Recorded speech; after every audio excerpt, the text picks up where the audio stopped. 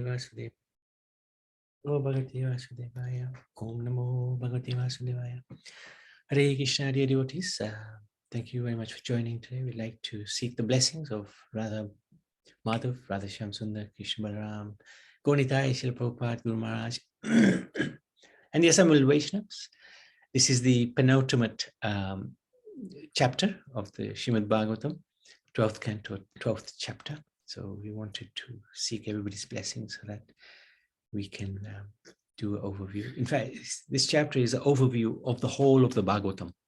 So it's a very interesting chapter. So this is a verse number 51 of this chapter.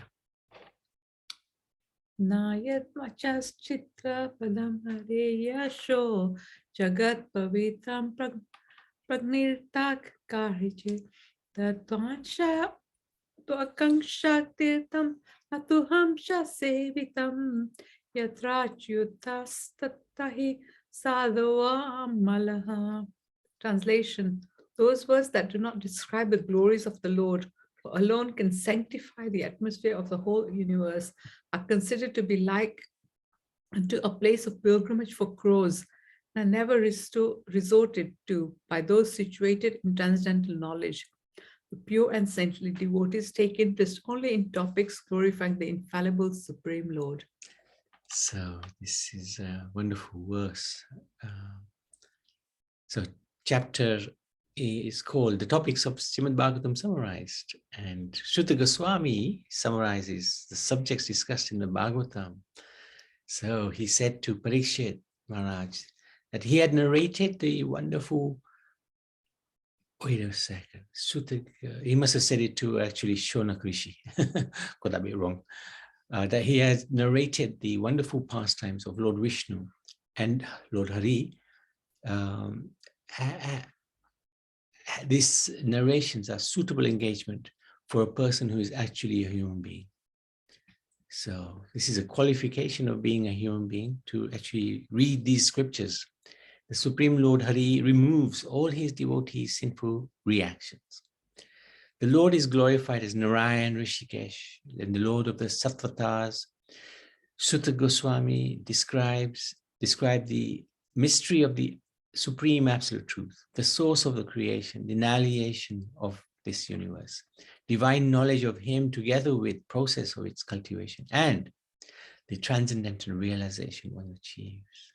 So then he gives for the next 40 verses, 42 verses, he talks about what was discussed in the Bhagavatam, the process of devotional service together with the feature of renunciation. So this is a theme. Bhakti yoga is the main theme that sort of is like the string that holds the necklace. Is the topic that is present right throughout the Bhagavatam, Bhakti. This is that's why this scripture is above all other scriptures. And what Bhakti does, it gives you attachment to the Supreme Lord, and it gives you this renunciation from this material world. It's automatic. No separate endeavor needed to become renounced. Then the sage Narad's conversation with Vyasadeva. So this is all Canto 1. Maharaj Parikshit sitting down to fast until death. Conversation between Parikshit Maharaj, Sukadeva Goswami. I think that went into chapter 2, Canto 2. How one can attain liberation at the time of death by practicing meditation in yoga. So this was the topic of discussion between Maharaj Parikshit and Sukadeva Goswami. Then Bhagavatam is a conversation within a conversation within a conversation, and it just it goes on like that for quite some time. And this is the beauty of the Bhagavatam, because it's got the realizations of the Lord, but also his devotees. And the realizations of the devotees are perhaps, you could argue, somewhat more appropriate than the realization of the Lord, because the devotees are seeing it from our point of view, giving us their perspective of the Supreme Lord. Because the Lord can give us his perspective, but there'll be something lacking. Of course, there's nothing lacking in the Lord, but that's why he takes the bhav of Radharani to taste bhakti, to taste devotion. placed her bar for him because there's something not there. So when devotees explain the Bhagavatam, there's more relish. Just like Chaitanya Mahaprabhu would listen to Gadadhar Pandit reciting the Bhagavatam. Why? Because Chaitanya Mahaprabhu is the origin of the Bhagavatam. But he listens to his devotee because his devotee's realizations are give him more ecstasy. So if that gives more ecstasy to the Lord, what about us? So that's why Bhagavatam is a conversation within a conversation. So discussion between Narad and Brahma, Lord Brahma, that was a very prominent discussion where Lord Brahma illuminates the incarnations of the Supreme Personality of Godhead, gives a description of how the universe was created in progressive sequence, because he's the one who created it. So he knows, beginning from the unmanifested stage of material nature. Then we moved into the discussions in Canto 3, between Vidur and Uddhav initially, and then Vidur and Maitreya. That was a very long discussion. Many cantos passed through this discussion. There was inquiries about the subject matter of this Purana, which are the 10 subject matters we've talked about before. The winding up of creation within the body of the Lord at the time of annihilation.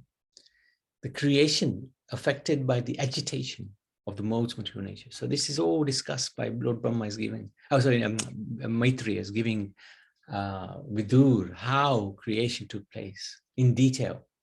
Construction of the universal egg, from which arises the universal form of the Lord, the subtle and gross movements of time. That was a really amazing chapter.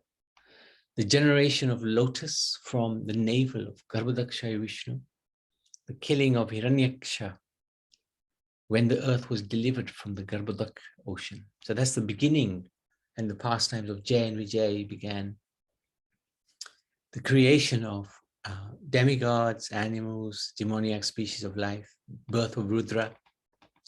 So that is that's through the different Manus, especially Swamvar Manu, and also the Shaptarishis get involved in this as well, which we will see when we start looking at these 7 great sages. The appearance of Swamvar Manu, who is the first Manu in this day of Brahma, from the half man, half woman Ishwar. I can't actually recall this aspect, but the appearance of the first woman, Shatarupa, who is the Dharmapatni of Swambhu Manu, the offspring of the pious wives of Pujapati, Kadam, Kadamuni. And Kadamuni and Devahuti gave rise to the exalted Kapildev, the incarnation of Supreme Lord. Then there was this incredible conversation between Lord Kapil and Mother Devahuti, because Kadamuni had left, which is really extraordinary. The Lord appears in his home and he's left. Have to meditate on the Lord. To meditate on the Lord. Sure. The progeny of the 9 great Brahmins, the destruction of Daksha. So this is Canto 4 now. Canto 4 was where a lot of pastimes are discussed. And in Canto 3, there was a lot of, 1, 2, 3, a lot of philosophy. But now we start with the pastimes. How, due to the offense to Lord Shiva, Daksha's sacrifice was destroyed, and so many people were destroyed with it. Later, they were given life again by Lord Shiva's mercy. The history of Dhruv Maharaj, phenomenal pastime, showing that you don't have to be mature or old to take up devotional service. Dhruv Maharaj was 5 years old, and he achieved Lord Narayan's darshan within 6 months of incredible tapasya.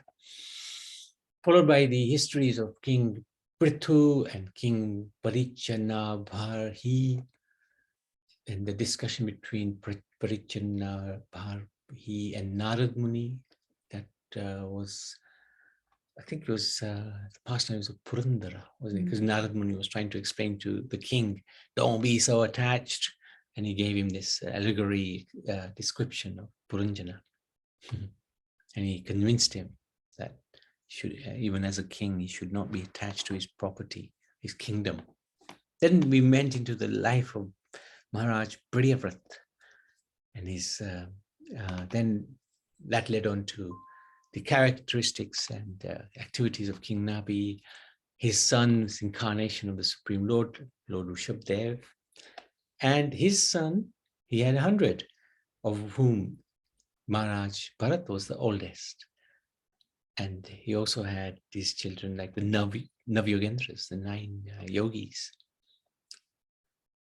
And then there was this is the 5th canto, elaborate description of the Earth's continents, because the Earth was named after Bharat, so it came into the context at that time to describe the Earth's description, together the oceans, mountains, rivers, the arrangement of the celestial sphere, conditions found in subterranean regions and in hell. So this was in the 5th canto, the structure of the universe, which is extremely complex. Then we went into the rebirth of Pujapati Daksha as a son of the Pachetas, and wonderful prayers by Pachetas inspired by Lord Shiva. The progeny of Daksha's daughters who initiated the races of demigods and demons, human beings, animals, serpents, birds, birth and death of Vrittasura. This was amazing. And this is actually the glory of Bhagavatam.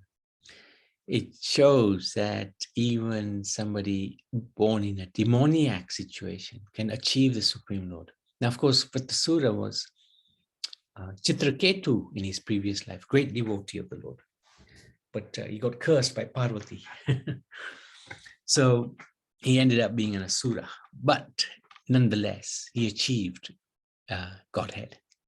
So this is one of the unique aspects of the Bhagavatam. It also shows the impartiality of the Lord.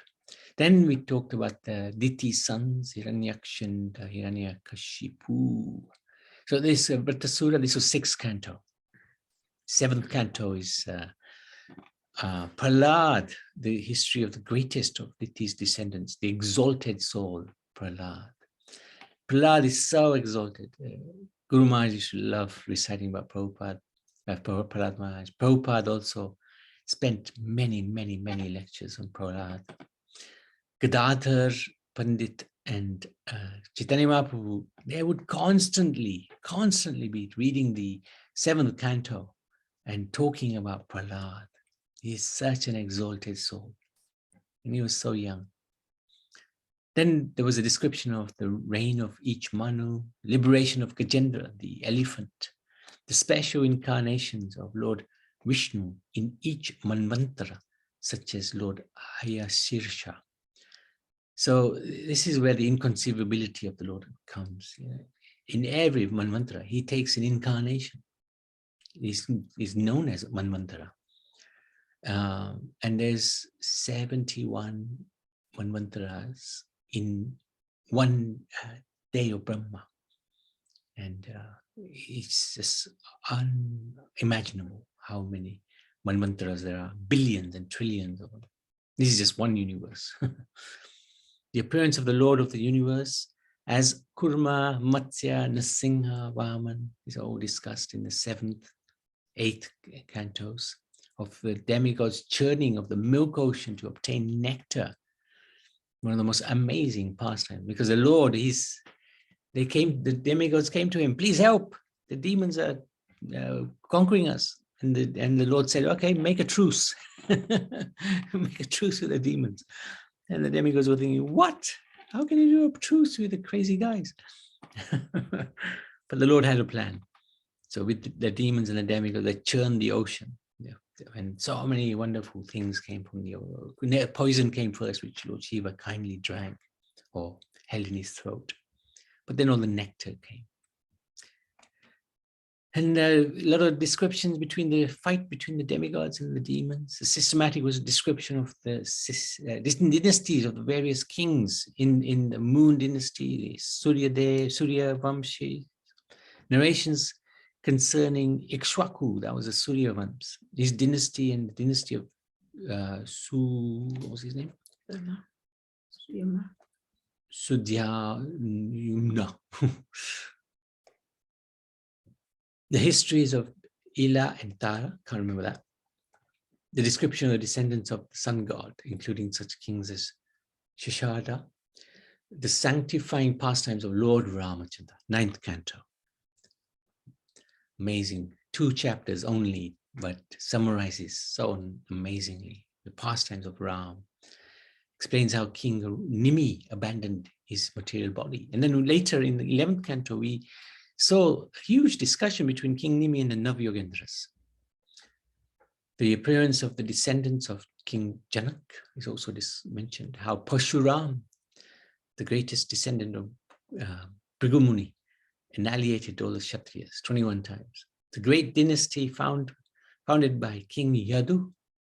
So Krishna is almost often described as Yadunandan because he was born in this dynasty, the eldest son of Yayati. How Krishna, the Supreme Lord, descended into this Yadu dynasty, how he took birth in the home of Vasudeva. So we're now in the realm of the 10th canto. 90 chapters, if devotees remember. How he grew up in Gokul. A lot of wonderful descriptions are there. And also glorified are the innumerable pastimes of Krishna, including his childhood pastimes, sucking out Putna's life air from her breast milk, breaking the cart, killing Trinivarta, Pakasura, Vattasura, Agasura. The pastimes he enacted when Brahma hid his calves and cowherd boyfriends. How Lord Krishna and Balaram killed the demon Dhenukasura, and Balaram killing Palambasura. By killing these demons, actually, they are killing the demoniac qualities that we possess ourselves. So when we go through these pastimes, they achieve so many things. We are, of course, remembering the Supreme Lord, his pastimes, but also at the same time, our anathas are being reduced, even though we don't necessarily know it. How Krishna and Balaram, how Krishna saved the cowherd boys from raging forest fire that encircled them. He did that twice. The chastisement of the serpent Kaliya, the rescue of Nanda Maharaj from a great snake. The severe vows performed by young gopis who thus satisfied Lord Krishna. This is very much a central part of the 10th canto. The mercy he showed the wives of the Vedic Brahmins who felt remorse. Again, it shows how the Brahmins are so proud of their mantras and their ability to recite those mantras of the Vedic mantras. But for all of that, they still miss the whole point. But the wives got it. They got the mercy of Krishna. And then the Brahmins, the husbands, they were lamenting, oh, you got the mercy of the Supreme Lord, who we are trying to worship through the Vedic scriptures, but we missed the point. Very instructive. Huh? The lifting of Govardhan Hill by the worship and bathing by actually Krishna, of course. Accidentally missed him out there. The worship and bathing ceremony performed by Indra and the Surabhi cow. Because again, it shows a devotee, Indra, misbehaving, mischievously trying to destroy the Brijbasis. And only by the mercy of Gaumata was he protected from Krishna's wrath. So this is the power of Gaumata. Lord Krishna's nocturnal pastimes with the cowherd girls, gopis, killing of foolish demons, Shankashuddha, Aritsasura, and Keshi. Then we went into the second phase of Krishna's pastimes, which is going towards Mathura, and the arrival of Akrur, to the disgust of the Brajbasis. The subsequent departure of Krishna and Balaram, the lamentation of the gopis, the touring of Mathura, how they killed the elephant Kuvala Yapadi Pida, and also the wrestlers Mustik and Chernur, and also later on Kamps and the other demons as well. Yeah, that's good. And he brought back the dead sons of his spiritual master, Sandipani Muni. It was interesting. The other day we were listening, or Jayanti was listening to a class, and the devotee was explaining how they were deciding who should Krishna learn from. You know, he's quite he's now, you know, teenager. Who should he learn from? And they were debating, should it be Vaishnav like Narad Muni, and Krishna said, nah, he'll be just paying obeisances to us.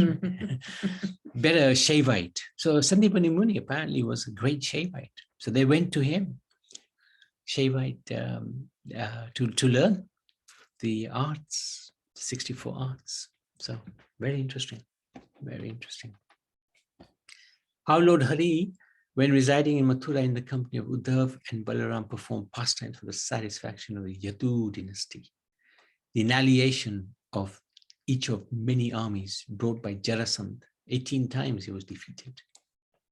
The killing of the barbarian king Kalayavan, the establishment of Dwarka city. So then that takes us into the next phase, the final phase of Canto 10. How Lord Krishna brought from heaven the Parijata tree for the pleasure of Queen Satyabhama. And then this famous Sudharma assembly hall, many pastimes took place there. This is the Dwarka's central point, parliament point. They would gather there and make all the important decisions. The king would sit on the throne, Ugrasen, and Krishna would be a humble servant. How Krishna kidnapped Rukmini, first wife, by defeating all his rivals in battle. How Krishna in battle with Banasura defeated Lord Shiva by making him yawn. Krishna is such a comedian. Huh? Huge fight going on, and he makes Lord Shiva yawn in the middle of this battle. How the Lord cut off Banasura's arms. But he didn't kill Banasura because Banasura was a devotee of Shiva. So he respected that. But he had 1,000 arms which Krishna cut off. How he killed the master of Pragjoteshpur, no Shodhais, and then rescued the young princesses held captive. Yeah, forgot the name now. Jarasandh, Jarasandh. Description, Jarasandh? I can't remember now. Description of the powers and the deaths of the king of Chedi, Pondarik and Shalva. Pondarik was a classic. He was imitating Krishna, the second Vishnu. He had 4 hands, same color, tone, or skin color of Krishna. He had his so-called chakra, and Krishna had a great laugh when he saw Pundarik, and then killed him. Dantavakra, Sambara, Dvivida, this is the gorilla who Balaram killed. Pita, Mura, Panchajana, other demons. And then there was a description of how Varanasi was burned to the ground. Can't remember that.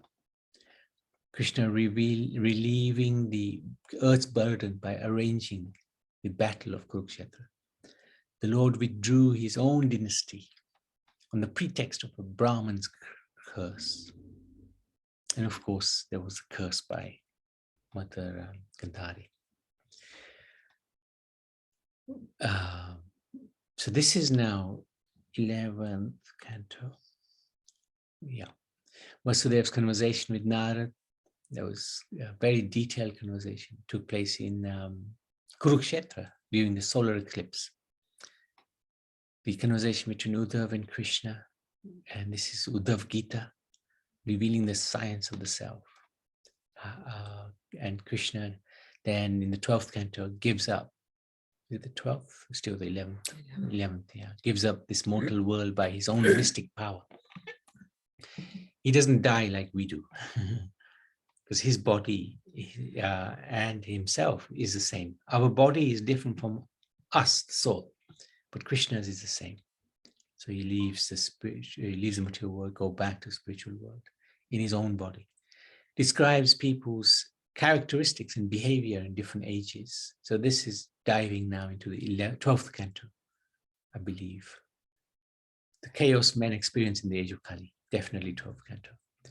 Then there's the 4 kinds of annihilation, which we talked about just recently, 3 kinds of creation, passing away of the wise and saintly. Parikshit Maharaj, Vishnu Rata, another name for him. An explanation of how Vyasadeva disseminated the branches of the Vedas. So we saw that, and all the different sages that he engaged in splitting, dividing the Vedas.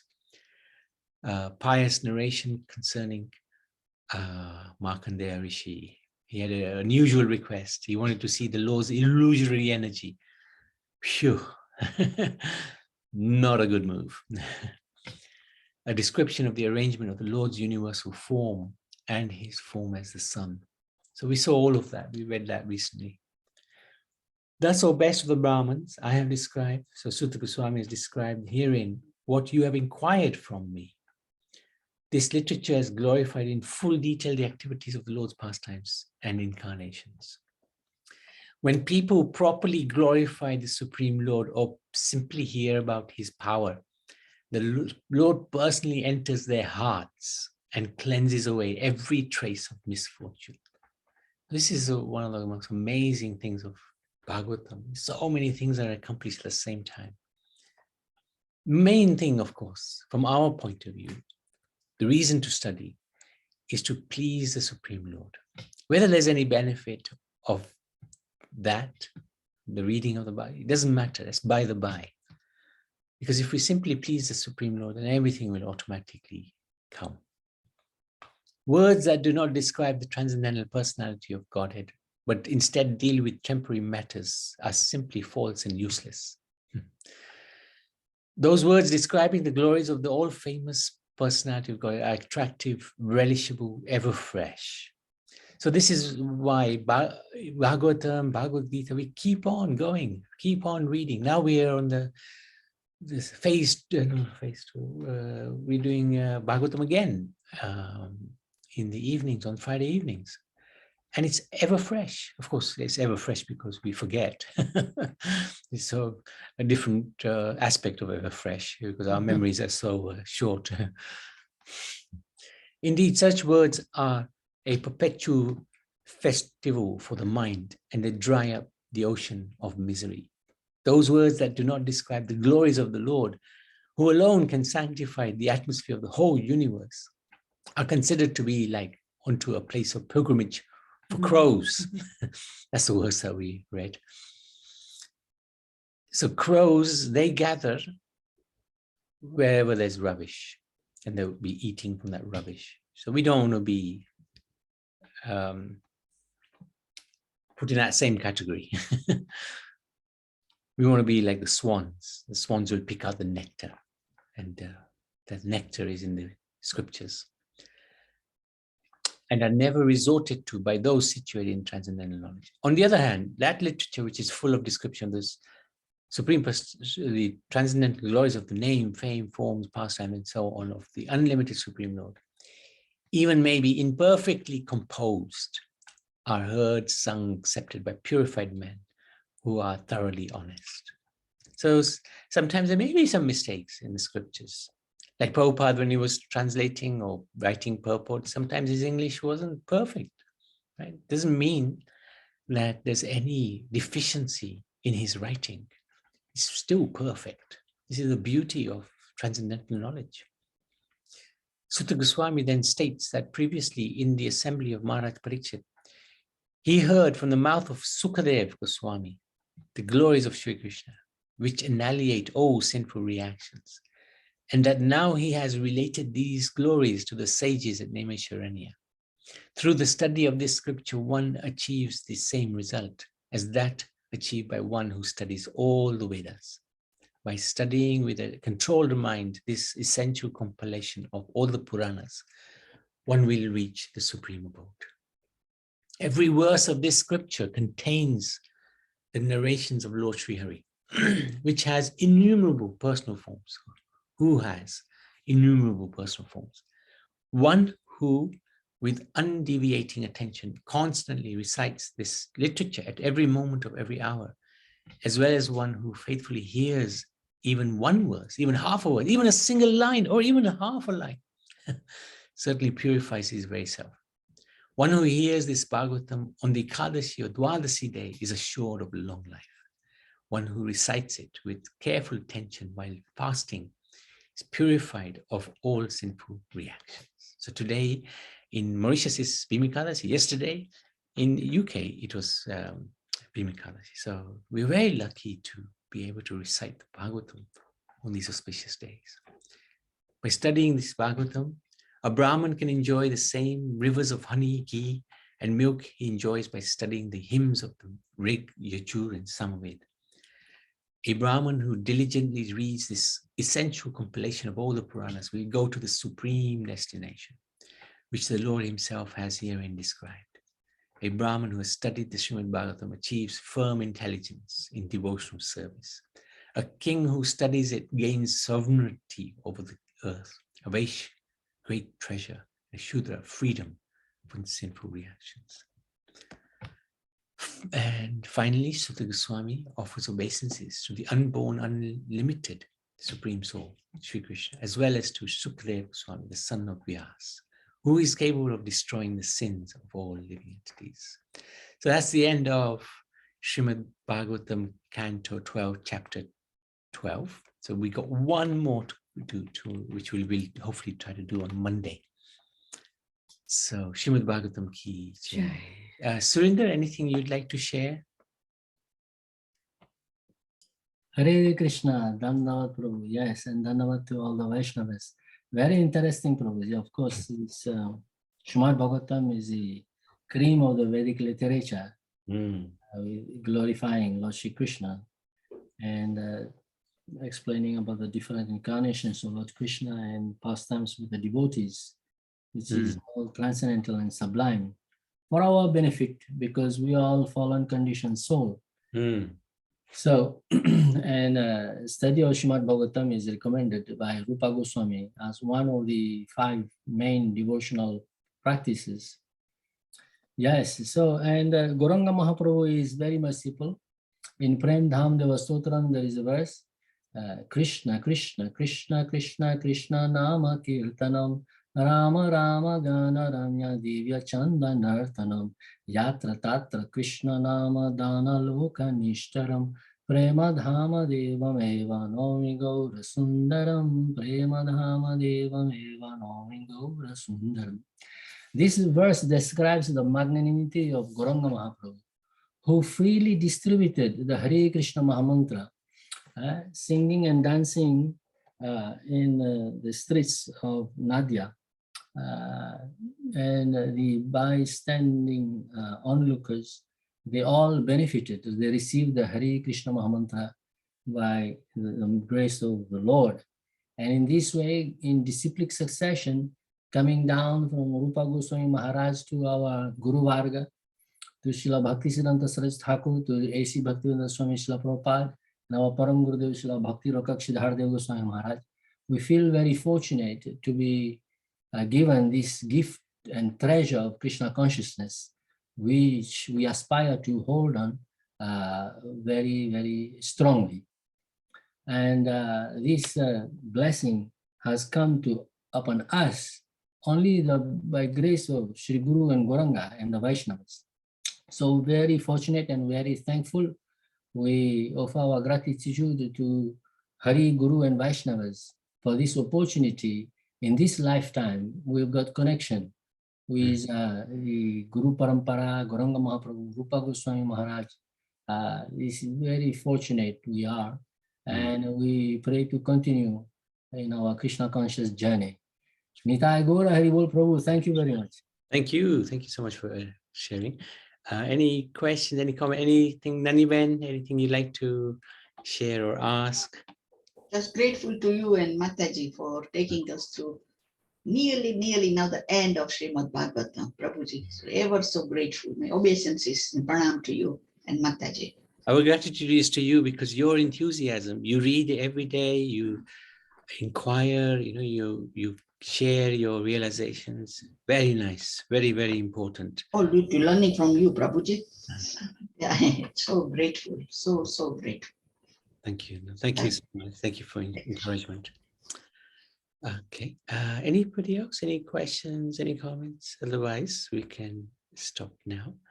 Srimad Bhagavatam ki jai.